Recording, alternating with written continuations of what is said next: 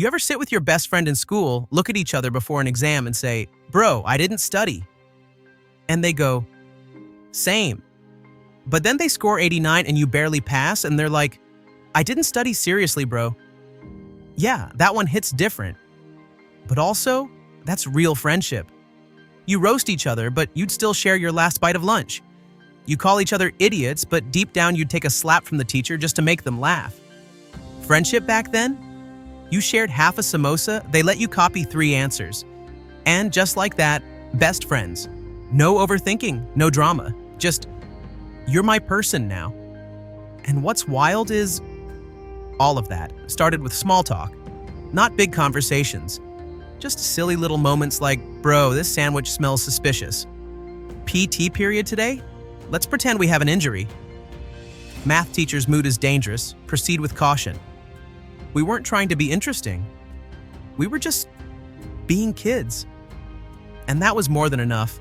I remember my best friend in 8th grade. He forgot his PT uniform every single week. And every time the coach shouted, "Where's your dress?" he'd go, "Sir, I came mentally prepared." We both got punished, made to run laps, and laughed the whole time like it was a Netflix special. In class, we passed notes like we were secret agents. "The chalk is missing, I blame you." Lunch review, 7 out of 10. Too dry. I think the English sir hates me more than life itself. That was our love language. We never said, "You're important to me." We said, "Oi, idiot, I saved you a seat." And, "You're dumb, but I'd fight for you." Even fights were fun. I once didn't talk to my friend for 2 days because he called my crush nice. 2 whole days silent treatment. Then he came to me, handed me a biscuit and said, "She's not that nice."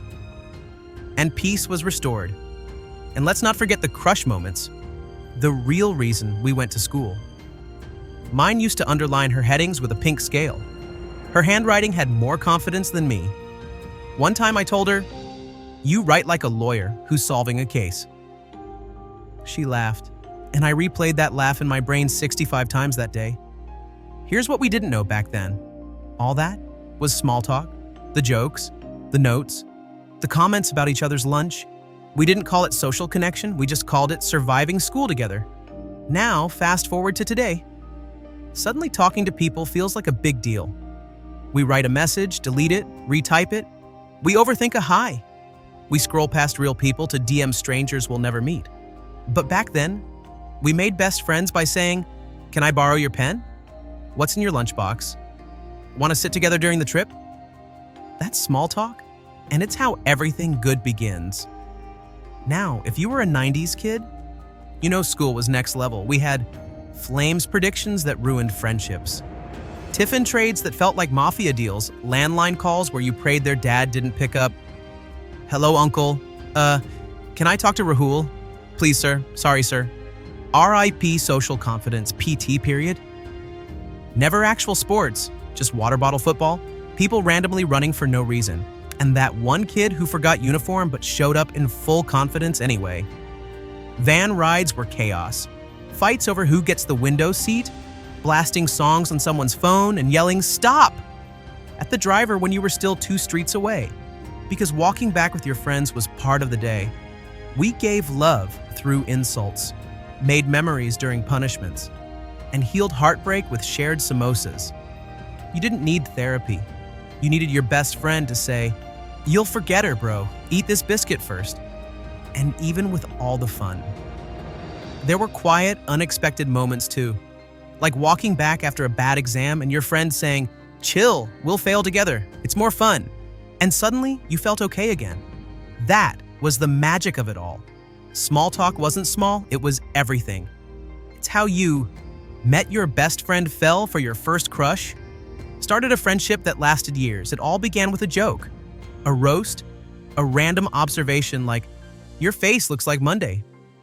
And somehow, that opened a door to something real. So if you're scared to talk to people now, don't be. Say something dumb, say something funny, say something real. The world doesn't need perfect words. It just needs people who are brave enough to say, "Oi, idiot, come sit with me."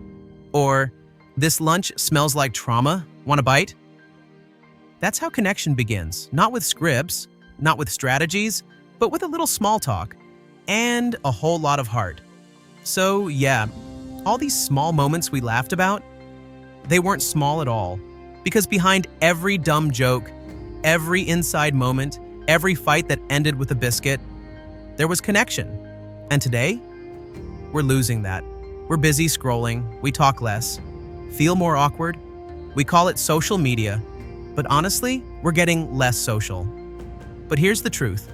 You don't need to go viral to be remembered. You just need to make someone feel seen, like they matter. Just like your best friend did, just like your school crush did, just like you used to do, without even trying. So, talk to people. Say the silly thing. Notice the small stuff. Be the one who starts the conversation. Not because you have the right words, but because you still have the right heart. The world doesn't need more perfect people. It needs more people who are willing to say, "Oi, idiot, you good?" and actually care about the answer. Because in the end, it's not the marks you remember, not the medals, not even the crush. It's the friend who failed with you, who walked home with you, who laughed with you in class so hard you almost got kicked out. That's the stuff that lasts. That's what makes us human. That's what makes life worth showing up for. So don't overthink it. Just go be that kid again. The one who said something dumb and accidentally made someone's entire day. Because sometimes the smallest things leave the biggest mark.